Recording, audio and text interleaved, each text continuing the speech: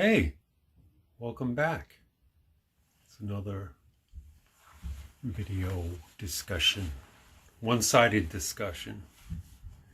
And this episode is going to focus on jazz music. Now,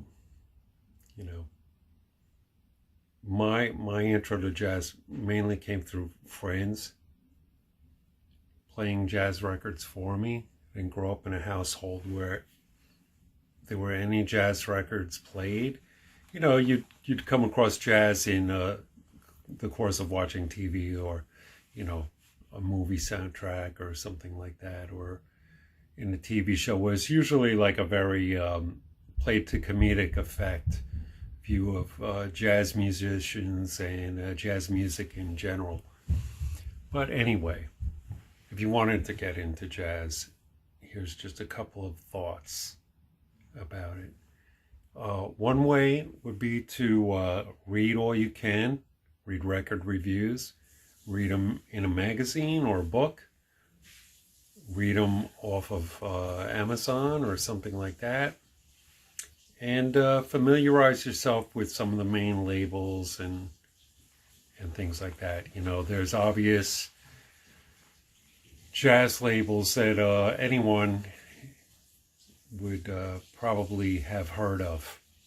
And that might be like Blue Note and Impulse, to name two. You don't have to go to a jazz club, but it's a nice experience, encountering live jazz wherever it may be. I was very fortunate to have friends that kind of forced jazz upon me, and they'd say, you should hear this, you should hear that.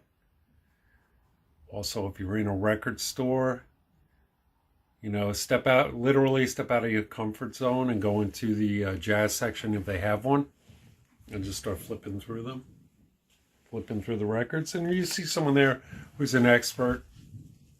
They may strike up a conversation with you. You may not even have to go over to them. If it's someone who works there, they're going to ask you, what are you looking for? And then you could just kind of start the discussion from there. The more you hear about jazz and read up on it and become aware of the different eras of jazz, certain names will just keep popping up. And on that note, you can always find box sets of jazz. There's a lot of box sets out there. There's ones that give you an overview of the label. There's ones that will focus on a specific musician or group of musicians. And there are,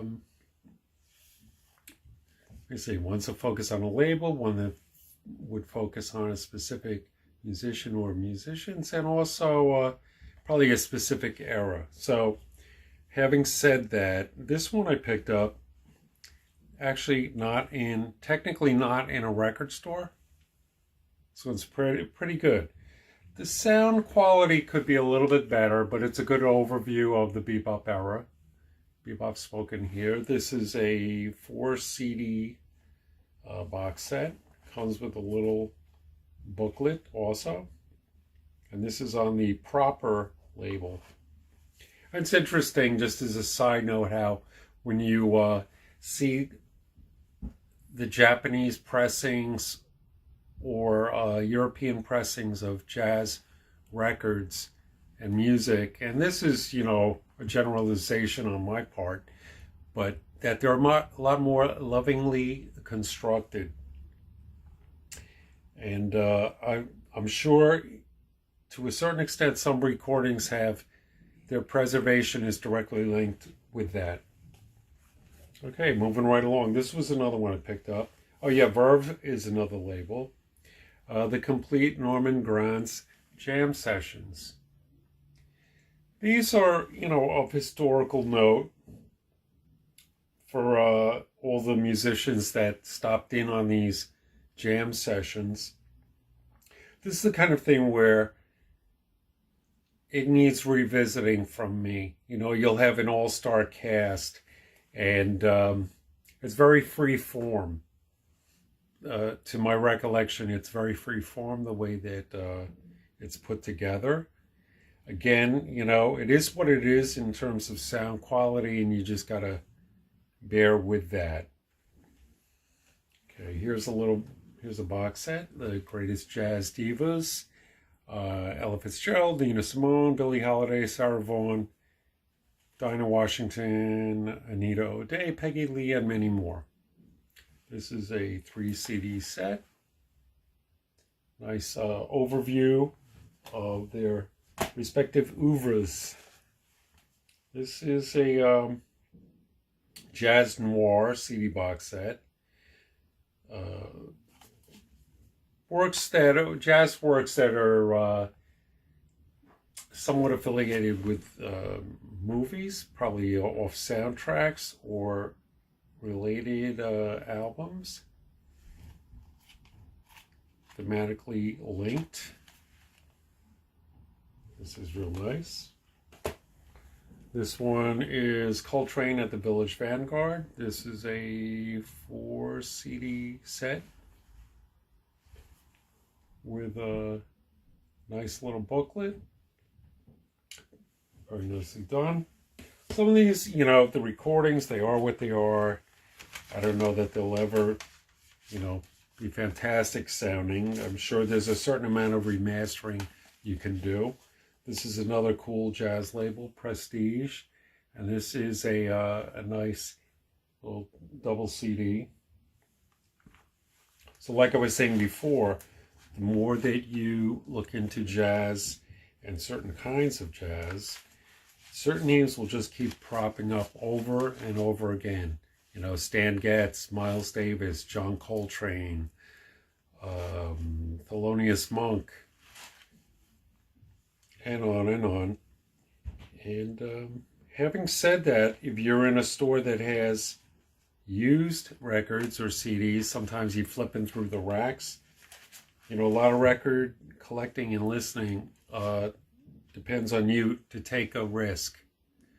Not everything is going to be available for you. We're much more fortunate in that regard nowadays with streaming and things like YouTube and all that, where if you're curious about how something particular musician sounds, you can just look it up. It's right there at your fingertips and your ears, so to speak. And but go to thrift stores, go to record stores that have used bins, look through them, look through the used CD bin, look through used record bin. Generally speaking, with jazz records, they're getting pricier and pricier, new and or used. Some of the used ones command very high prices. Occasionally you'll go to a yard sale or a garage sale, and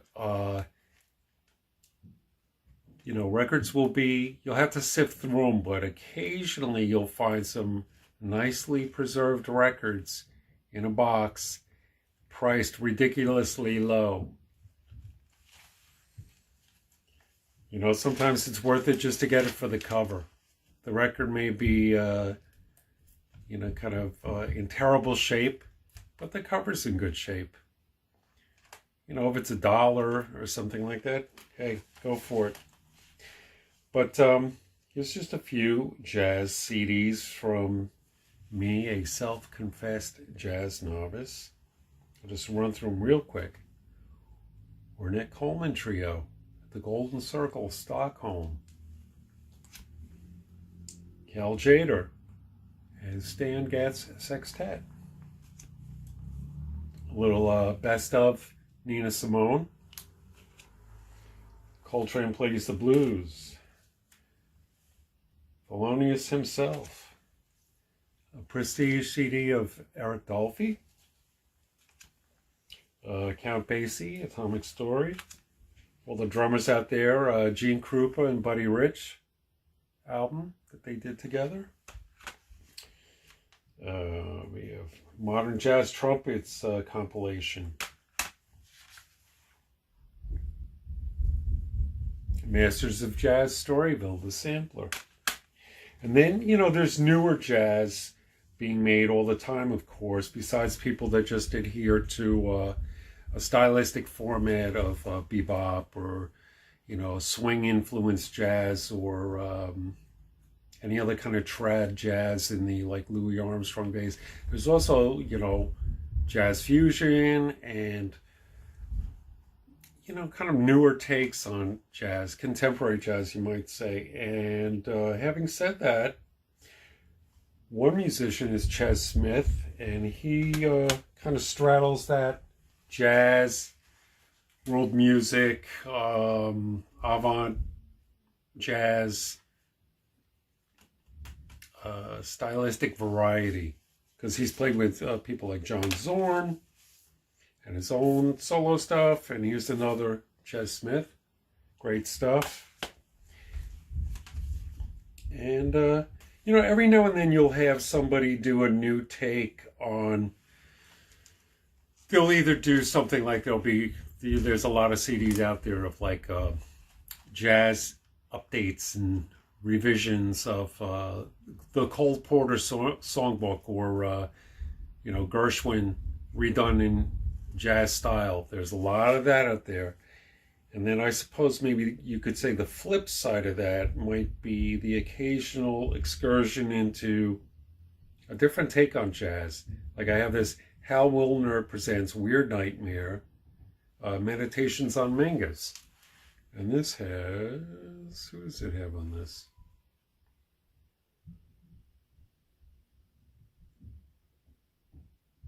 Okay, it's not really saying right here on the cover, but mark my words, I've listened to a little bit of this. I'm hesitant to say, I don't think Lou Reed is on here, but I think Tom Waits.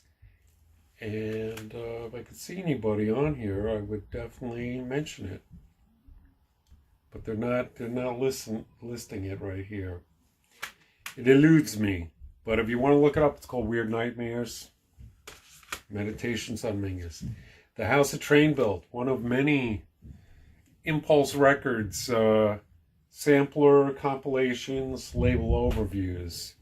Some of them seem to have similar track listings, but there again, you'd have to do the research yourself.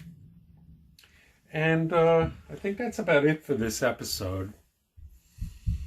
Go out treasure hunting. Ask your jazz-influenced friends for recommendations. Be open-minded. Listen to solo stuff. Listen to jazz vocalists. Listen to the many great jazz horn players, the great jazz pianists, harp players.